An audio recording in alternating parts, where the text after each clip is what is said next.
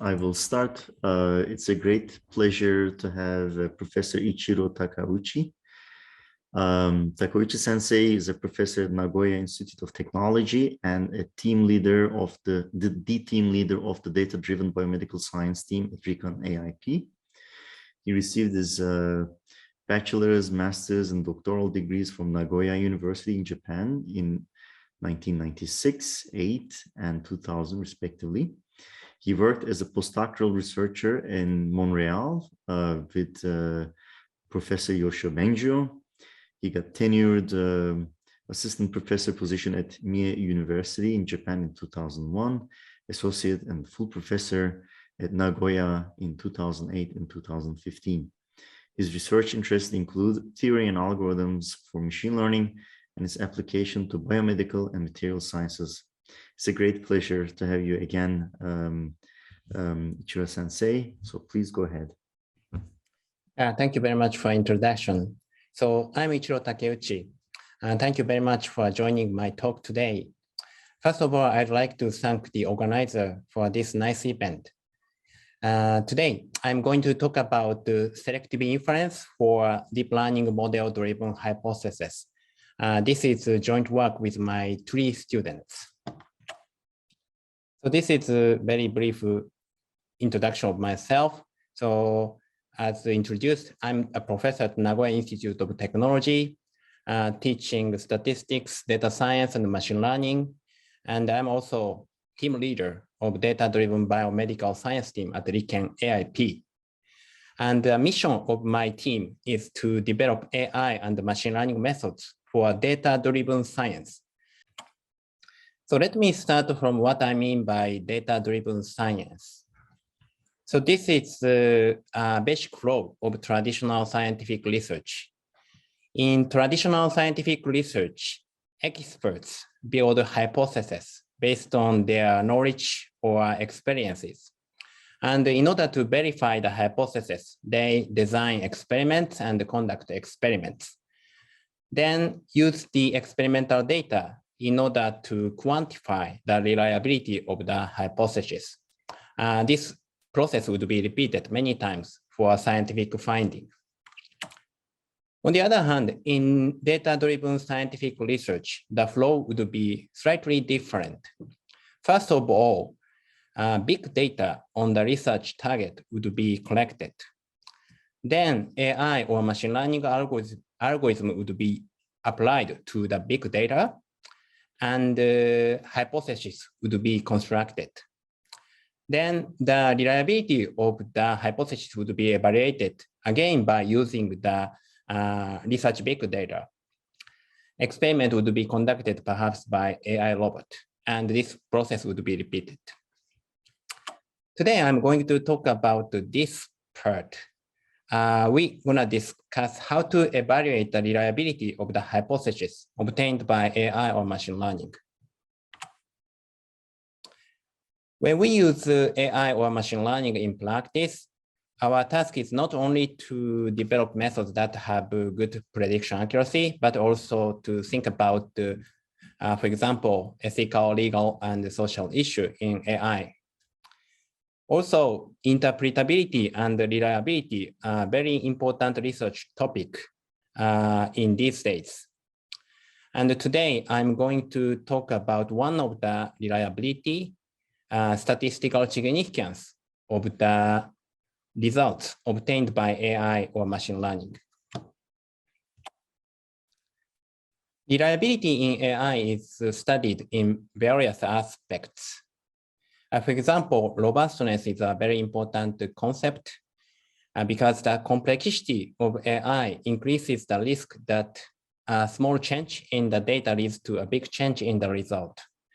And this is a very famous example. This is a picture of panda. If we add a very small noise to this picture, then the AI recognizes this picture with noise as given. Even our human being can easily understand that this is still the picture of panda. And in this talk, I'm going to talk about the statistical significance. It is important to consider the statistical significance about the result of AI. because the flexibility of AI increases the risk of finding false positive result, like which seems to be meaningful, but is just an artifact. For example, let's see a medical image segmentation problem. Here we have an original image, but this image does not have any tumor lesion, any object.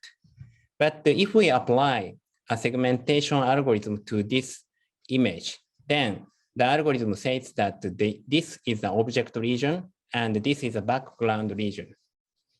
If you carefully look at this object region, slightly different, but actually this is just an artifact. So if we think about quantify the statistical significance of this segmentation result, what can we do? So for example, we can think about two sample tests to see the difference between object region and the background region. And if we actually do these two sample tests, the t-test, then the p-value was 0.000, indicate that this is statistically highly significant. But you would see that this is something strange because the segmentation algorithm itself is trying to find object region and background region so that they are different. So therefore, we need to do something else. So this is the problem we are going to, I'm going to talk about today. For evaluating statistical reliability of the knowledge obtained by AI, uncertainty quantification of the knowledge would be required. In data-driven AI, data is fed into AI algorithm and the knowledge would be obtained. So if we quantify the uncertainty in data by a probability distribution, then we would also like to quantify the uncertainty of the knowledge by a probability distribution. There are many approaches for uncertainty quantification. In frequentist approach, this problem could be interpreted as the problem of deriving the sampling distribution of the knowledge. And if the problem is very simple, we might be able to do the exact inference. That means that deriving the exact sampling distribution of the knowledge. Otherwise, if the problems are a little bit more complicated, we need to rely on randomized approach or asymptotic approach. In Bayesian approach, the problem could be interpreted as the problem of deriving posterior distribution. Again, if the problem is very simple, we would be able to obtain the exact posterior distribution, but in many cases, we need to rely on MCMC or some approximation methods such as variational inference. Uncertainty quantification approach for deep neural network, such as dropout, ensemble learning, Bayesian neural network has been discussed. But they could be also considered as a kind of approximation of the sampling distribution or posterior distribution of the knowledge we are interested in. So in this talk, we consider frequentist statistical inference framework. And let me review the basic notion of frequent statistical inference here. From data generator, we're going to observe data, and the data is fed into AI, and the hypothesis would be obtained. In order to quantify the reliability of hypothesis, in frequentist statistics, we're going to think about the so-called parallel world. In another word, if we observe data 1, then another hypothesis A would be obtained. In data 2, if we observe data 2, then another hypothesis B would be obtained. Something like this. So here, let me compare knowledge-driven science and data-driven science. In knowledge-driven science, hypothesis about a research target would be built by an expert based on their knowledge or experience, which we called knowledge-driven hypothesis. In order to verify the knowledge-driven hypothesis, we're gonna do experiment, and experimental data is used for quantification of the reliability of the hypothesis. Here, traditional hypothesis testing would be used. On the other hand, in data-driven science, the flow would be different. First, big data on the research target would be collected. Then, AI or machine learning algorithm would be used to build hypotheses, which we call data-driven hypothesis. And the main topic I'm going to talk about today is the selective inference. This is the method for evaluating the data-driven reliability of the data-driven hypothesis. So this is the outline of my talk. In part 1, I'm going to talk about the hypothesis selection bias and multiple comparison. In part 2, I'm going to introduce a technique called the conditional selective inference.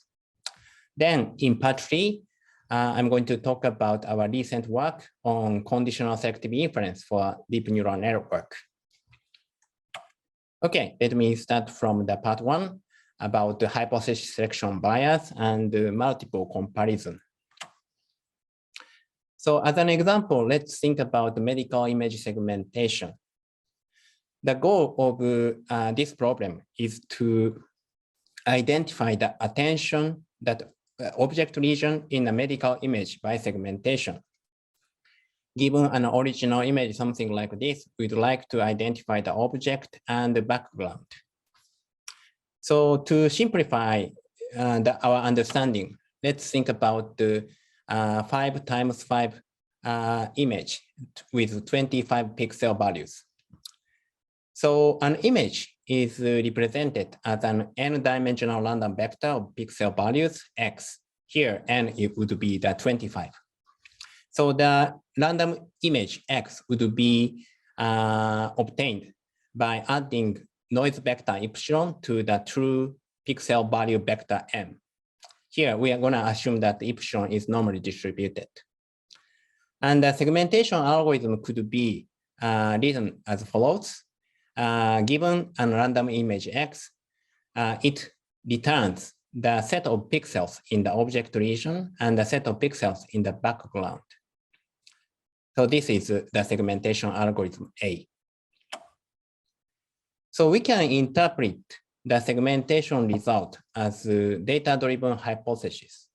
So the generator is m and epsilon, and we're going to observe image x. This is a data, and by applying a segmentation algorithm, AI, then we're going to obtain the object region and the background region. And our hypothesis is that this object is actually different, something special, which we need to pay attention. This is the hypothesis we obtained. So let's formulate this as a statistical hypothesis testing problem.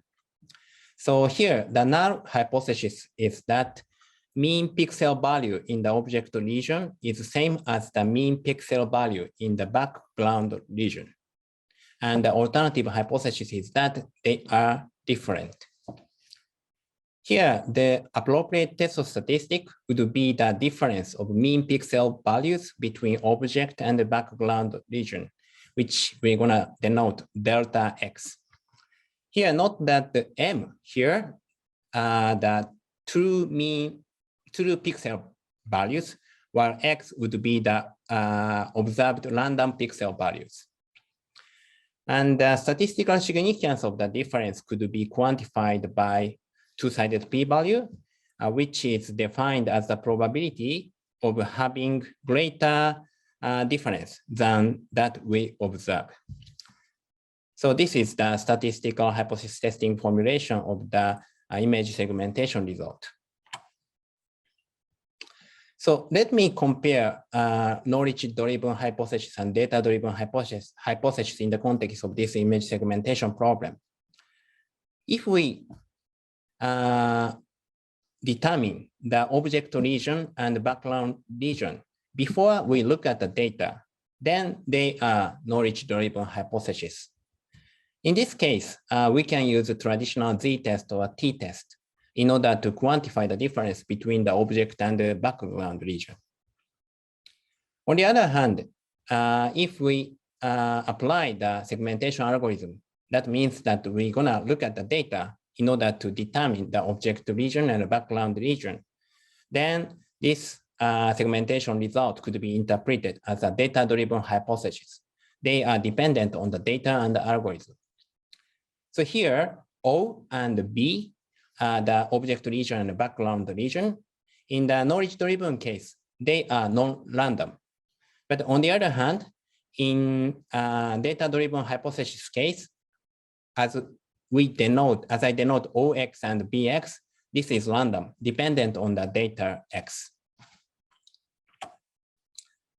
So the data-driven hypothesis could be interpreted as the result of multiple comparison with all possible 2 to the number of pixels segmentation result.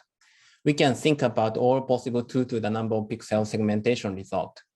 Each pixel could be object or background.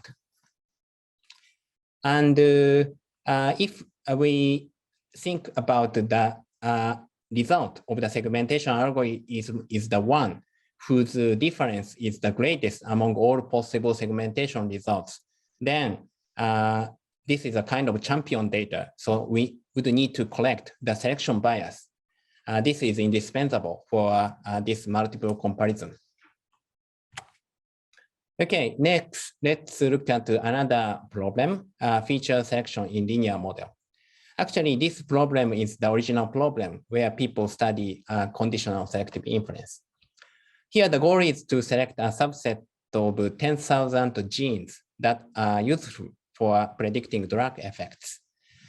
We have a high dimensional data, something like this. Y would be the drug response, and X would be like a flat matrix where each column represents each genetic factor from 1 to 10,000.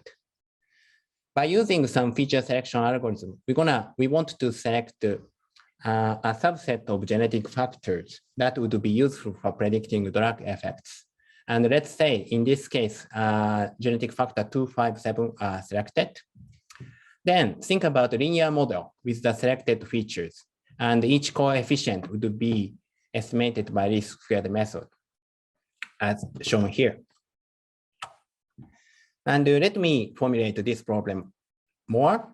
And the data is X and Y. And for simplicity, we're going to assume that X is non-random here, and Y is the random variable, the only random variable we consider here.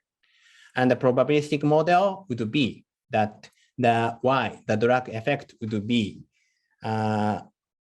true drug effect. That would be some unknown function of X plus noise, where noise is normally distributed. And the feature selection algorithm A is a function given the drug effect Y, observed drug effect Y, then it's gonna select a set of selected feature MY. And in the case of the previous example, MY is 257. Here, note that the uppercase Y would be random variable, while lowercase y is the observation. So here, we are interested in the linear model with the selected features by least squared method.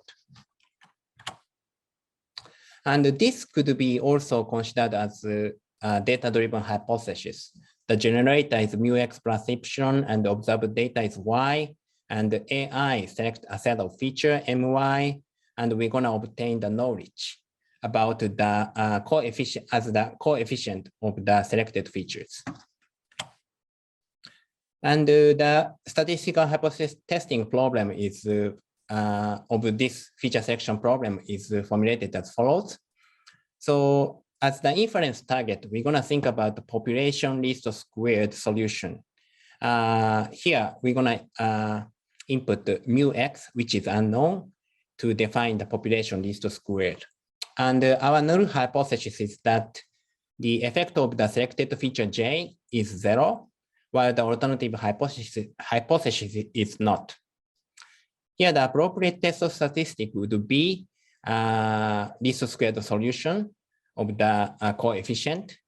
And the statistical significance can be quantified by two-sided p-value, which is the probability of having greater coefficients than that we observe. So same as before. Again, let's think about the difference between knowledge-driven hypothesis and the data-driven hypothesis. If the set of features are selected without looking at the data, they can be considered as a knowledge-driven hypothesis, and we can just use the textbook result, z-test or t-test, in order to quantify the statistical significance of the estimated coefficient. On the other hand, if the feature selection algorithm is applied to the data, that means that the selected feature are determined by looking at the data, then they are data-driven hypotheses. So they are dependent on the data and the algorithm. So this is again considered as the result of multiple comparison with a huge number of hypotheses. We can think about all possible feature selection results as shown here.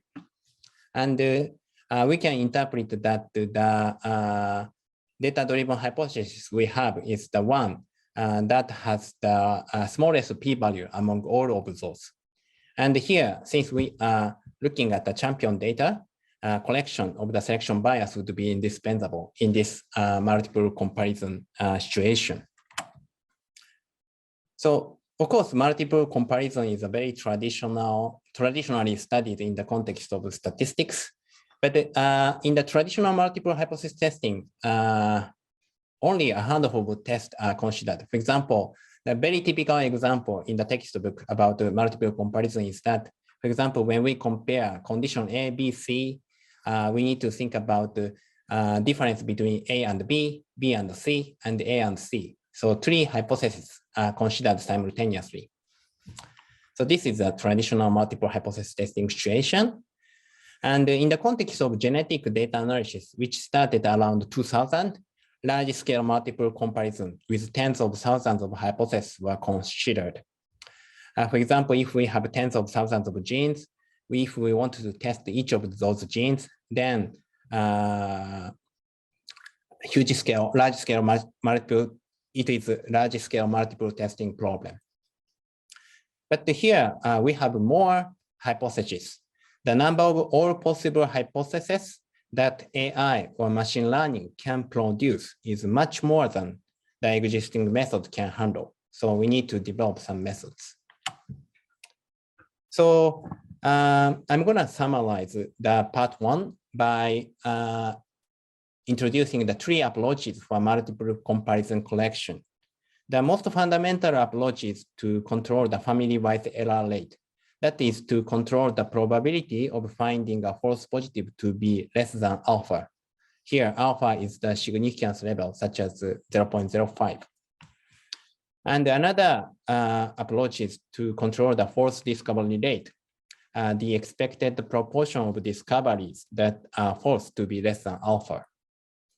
And the main topic I'm going to talk about from part two is not new, but recently popularized approach called the conditional selective inference.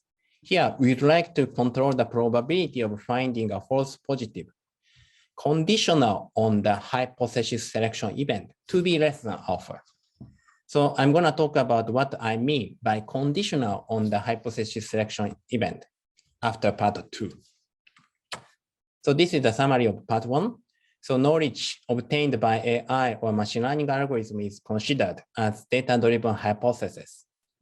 And the statistical reliability of data-driven hypothesis cannot be properly evaluated with traditional statistical inference because of the selection bias. And this problem can be interpreted as huge scale multiple comparison problem, where the one is selected from all possible hypotheses that AI or machine learning can produce. Okay, now in part two, let me talk about what is conditional selective inference.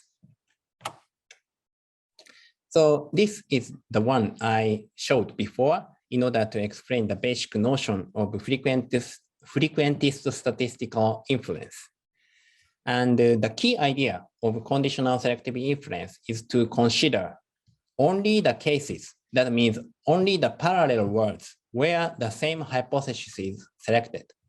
It looks something like this. Here, in our observed data, we obtain hypothesis B, and we only consider the case. We only consider the parallel words where hypothesis B would be obtained. So it looks something like this. So intuitively, by considering only the randomness where the same hypothesis is selected, then we don't really need to think about the hypothesis selection bias. This intuition is actually correct.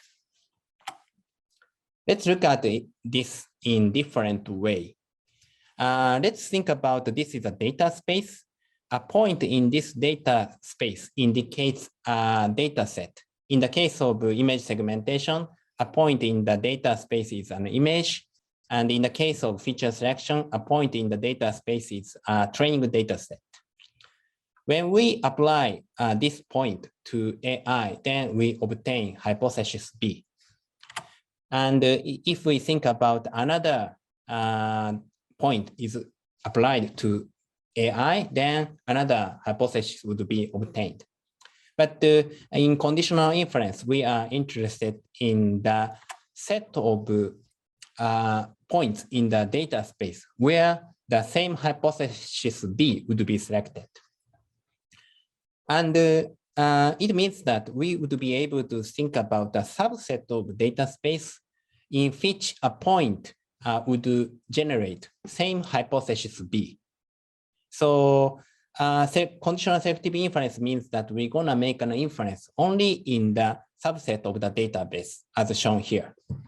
So again, intuitively, by considering only the randomness in the subset of this data space, the hypothesis selection event, we don't have to consider. So this is the difference between the ordinary statistical significance and the conditional statistical significance. So the p-value was defined before as the probability of having a larger difference than that we observe. This was the p-value for the segmentation problem. And what is the conditional p-value counterpart of the conditional inference, which is called selective p-value? Selective p-value is defined as the conditional probability that the probability of observing difference is greater than that we observe, conditional on the fact that the same object and background regions are selected.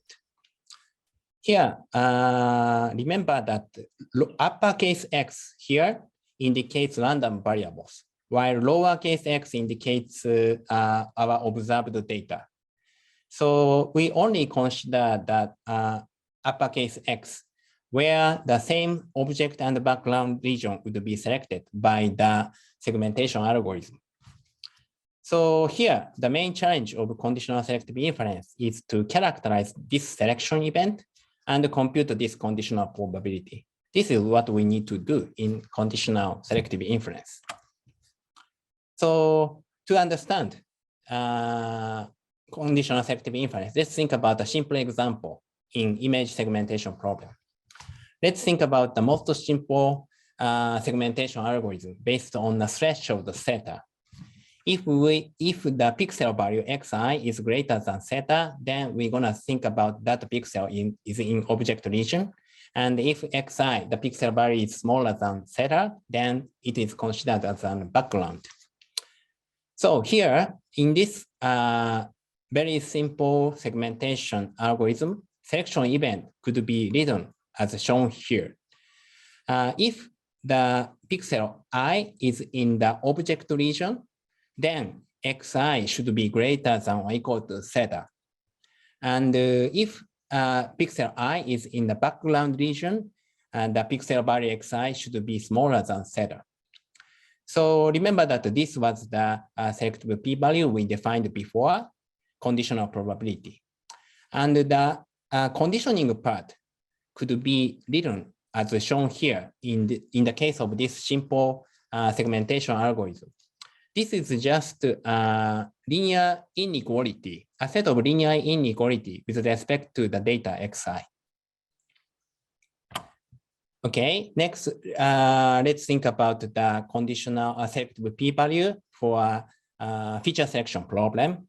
The ordinal p-value is the probability of having larger coefficient than that we observe, while the selective p-value is defined as a conditional probability of having larger coefficient than that we observe, conditional on the fact that the same set of features are selected. Here again, capital uppercase Y indicates a random variable, while the lowercase y indicates our observation. So again, let's think about a simple feature selection method. That is not as simple as threshold-based segmentation, but let's think about it. So as a simple feature selection method, we're going to think about marginal screening. Just to select K features whose correlation between Y and Xj are large. And if we standardize all the variables, then the correlation could be represented by an inner product of X in the form of X transpose Y. So if we want to select K equal 3 features, we just compute the inner product for all the features and select the top 3, the green one. Green ones would be selected and the blue ones are not selected. The hypothesis selection event here is as shown here. We just have a linear inequality of inner product. The inner product for the selected features, green ones, is greater than or equal to the inner product for the unselected feature, blue ones. So this is again just a linear set of linear inequality with respect to the data Y. So the selective p-value defined as this one could be represented, and the conditioning part could be written as a set of linear inequality with respect to Y. So let's see these two examples again, both in the simple segmentation problem and simple feature selection problem.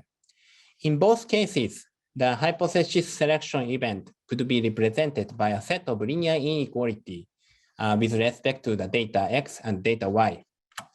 So let's think about the data space again. And here is the data we have. And we're going to think about a set of data, a subset of data space where the same set of same hypothesis would be obtained. And in both cases, these selection events are now represented by a set of linear inequality, which means that the subset is something like this. This is polyhedron in the data space. Actually, conditional selective inference has been actively studied after the seminal work by Lee et al. In 2016. In their work, conditional selective inference for lasso feature selection was studied. And in their paper, they introduced so-called polyhedral lemma. And this is a very brief summary of polyhedral lemma.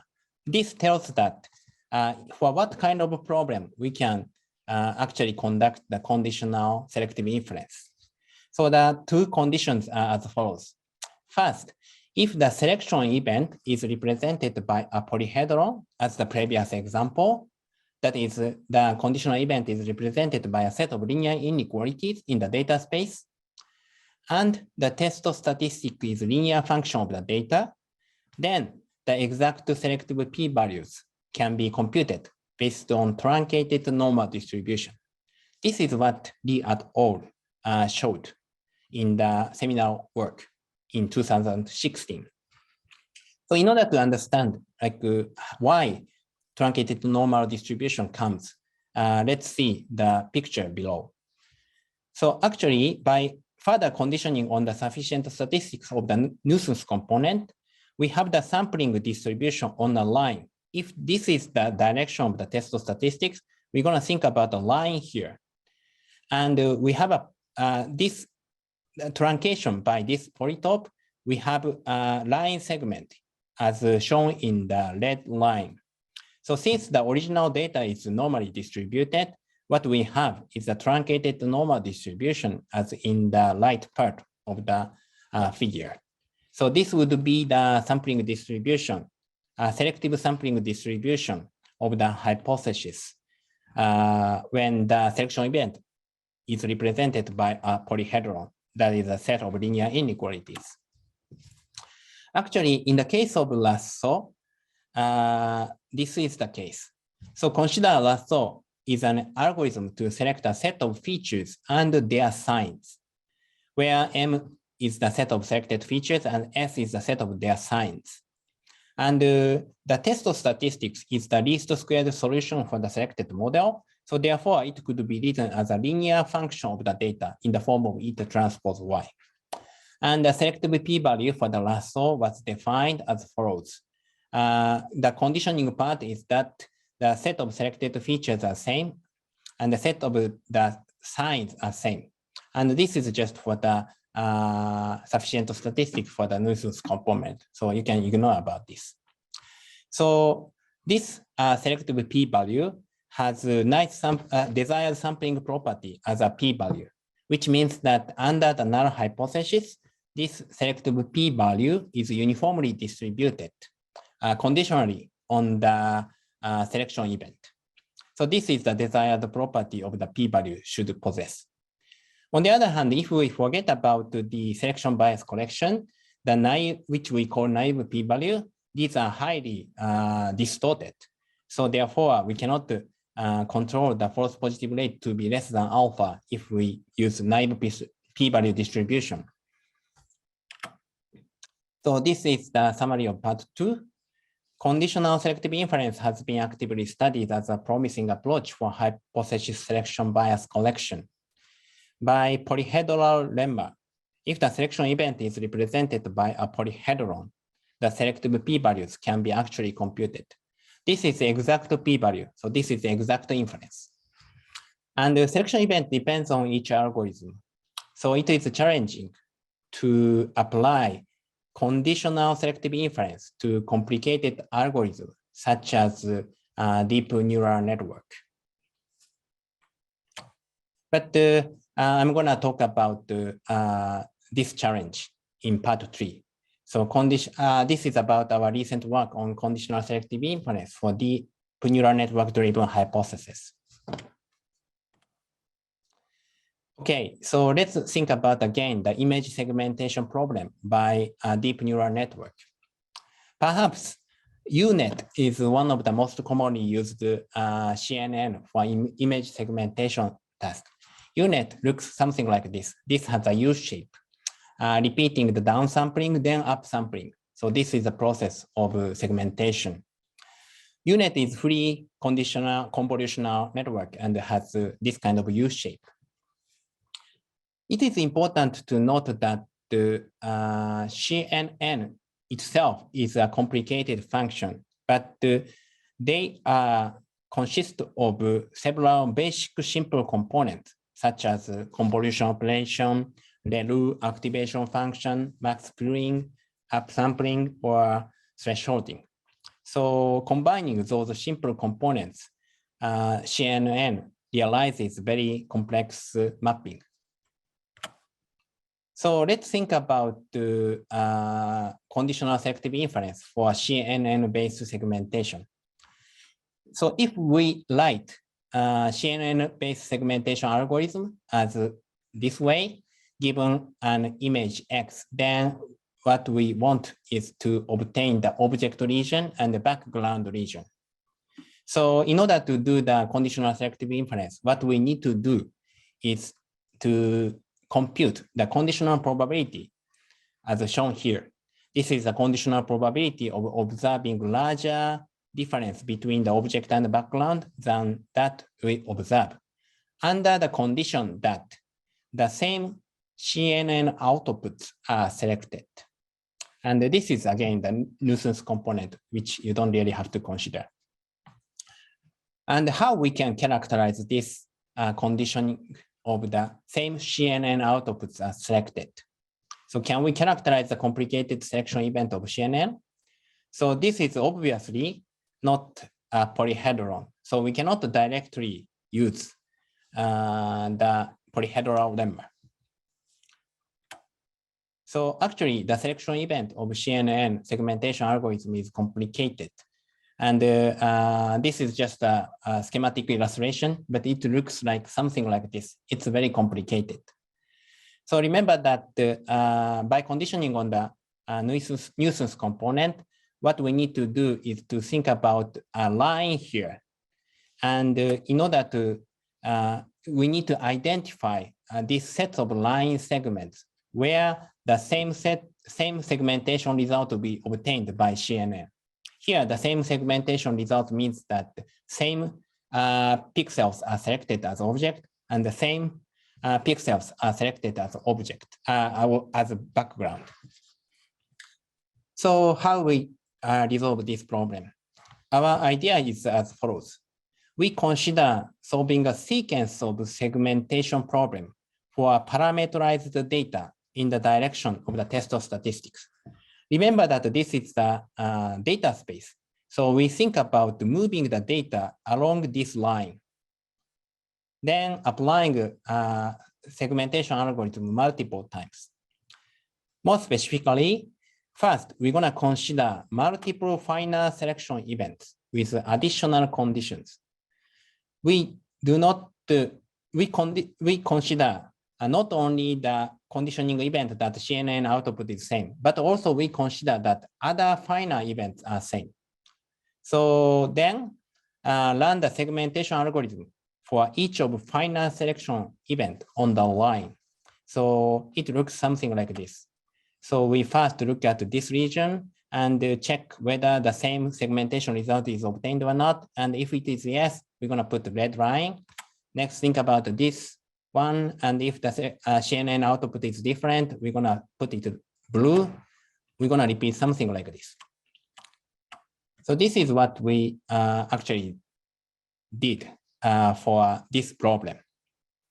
And so we're going to identify the truncation region at which the same result is obtained and combine the probability mass of multiply truncated normal distribution. So how we can do this? What kind of additional conditioning we should think about?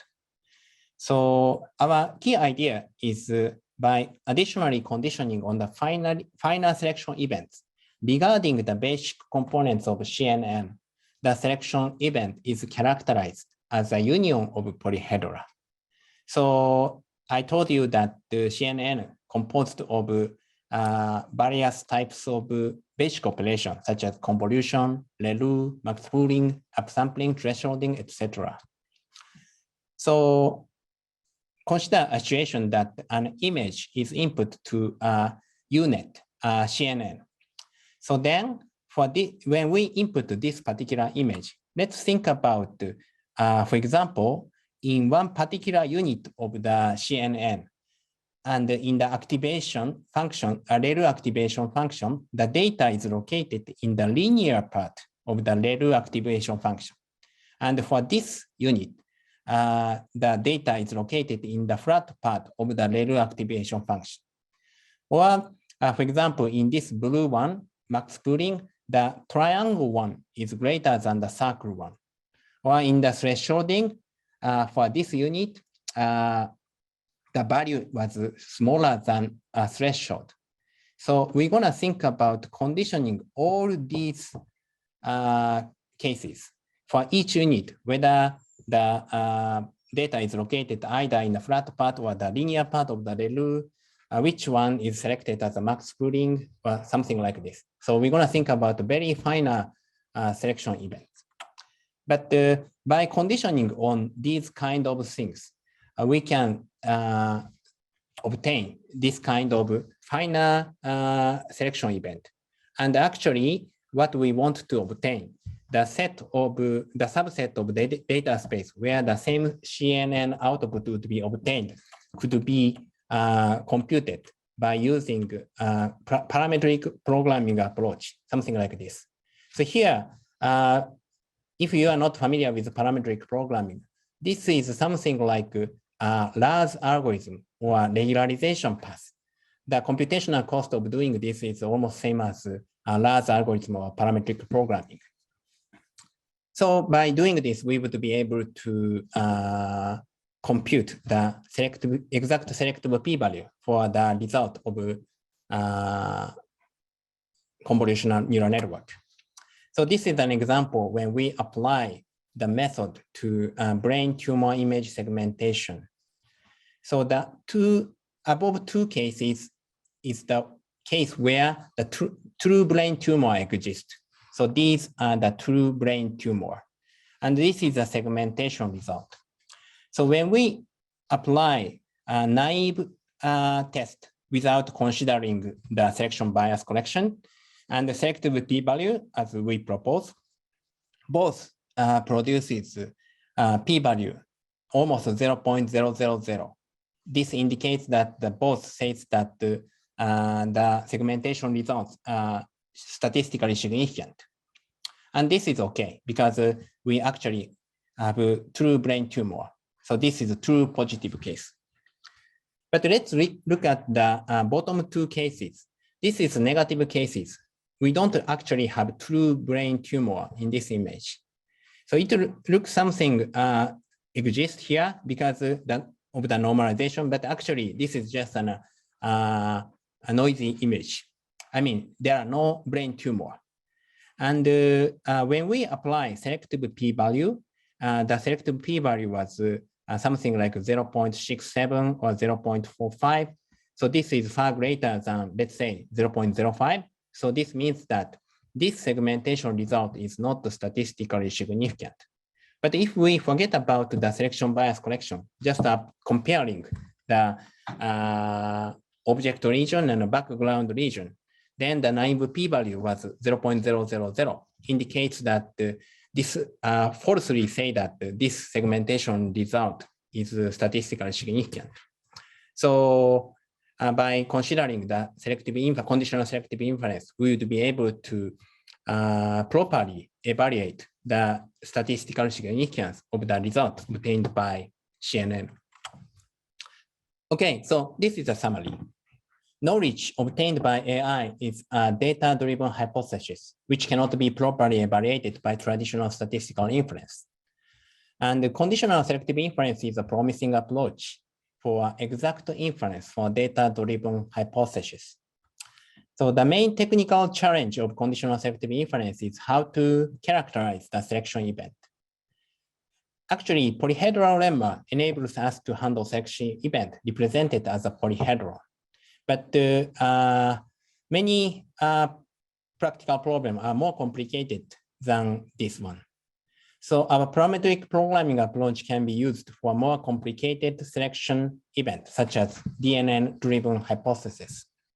And actually, we apply this parametric programming approach for other problems, such as change point detection, outlier detection, clustering, etc.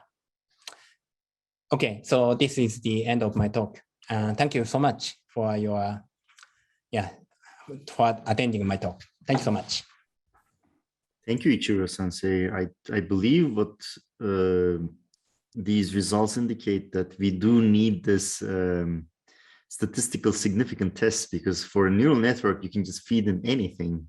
Okay. You can, on my hand, I was wondering, there are people that try to use things like conditional GANs to come up with, let's say, posterior estimates for the decisions that you make with neural network and try to characterize some sort of a probability. What you're doing seems much more basic and fundamental. Have you considered somehow comparing and contrasting these two wildly different approaches? Yeah, thank you so much. I completely agree with you. So what I did is more like a fundamental, and I'm trying to do it in an exact sense. Mm-hmm. But yeah, you're right. So there are lots of approach. So like in the early part of my presentation, I showed that there are various type of uncertainty quantification, frequentist approach and Bayesian approach. And I think what you mentioned is one of those approaches, but I'm not really sure whether the sampling either in the Bayesian approach or frequentist approach, can we actually, for example, if we understand it in a frequentist approach, can we somehow guarantee that this is, in some sense, we are estimating the correct sampling distribution of? No, not really, right? Yeah, one must be careful about this because there's a lot of works that try to use just GANs and conditional GANs to just argue about the posterior distributions. Because there, for example, I think that in the example you showed, if you were to give those fake images, GAN would again give probabilities and uncertainty estimates and so on. Yeah, that's right. Yeah, actually, so the mission of my team is to apply these methods to biology and medicine. And in the field of medicine, for example, if we want to develop a drug by using AI, this kind of like strict control of the false positive rate would be required. Yeah, so we need to perhaps develop more like fundamental method that guarantees. Yeah. I 100% agreed. 100% agreed. So may I ask a similar question? So I think the approach you introduced today is more like an analytic method. So you try to compute the p-value in an analytic way. Yeah. But suppose we consider standard two-sample testing, for example, then we can use permutation test to numerically compute for any problems, right? Yeah. But can we apply a similar kind of like numerical technique to perform selective inference? Thank you so much. I think that's a very good point. And as an example, I presented two examples. One is segmentation and another is a feature selection. Actually, segmentation is unsupervised and feature selection is supervised. In the case of supervised, we can actually use permutation, label permutation, or like we can actually do that like data splitting. In the part of the data, we're gonna select hypothesis, then test in the remaining data. This was possible. But my main interest is in unsupervised learning setting. What we observe is just one image when we think about the segmentation. So it's very difficult to generate a randomized distribution of that image itself. So if we want to quantify the reliability of one particular result in the unsupervised setting, perhaps developing a numerical approach itself would be challenging. I see. Thank you very much. Thank you so much. Well, good question. Are there other questions? Okay. So in the question and answer box, you could see a question. Okay, so let me read out the question from Toyoizumi-san. Would the fMRI example false positive cases be unsuccessful if you simply divide the data into a machine learning training data set and the p-value computing data set? Yeah, so thank you very much for a good question. So this is exactly what I answered to Sugiyama-san right now. What we are interested in is the statistical significance of one particular image we provided to the already trained unit. So we are interested in whether the particular segmentation result we obtained for a particular image is significant or not. So we cannot divide the data. So I hope I answer your question. Are there other questions for Ichiro Sensei? Okay, so this then concludes our session. Thank you very much for this very nice presentation. Thank you so much. And we will continue next week with another talk. So have a great evening in Japan and great day in Lausanne. Thank you so much.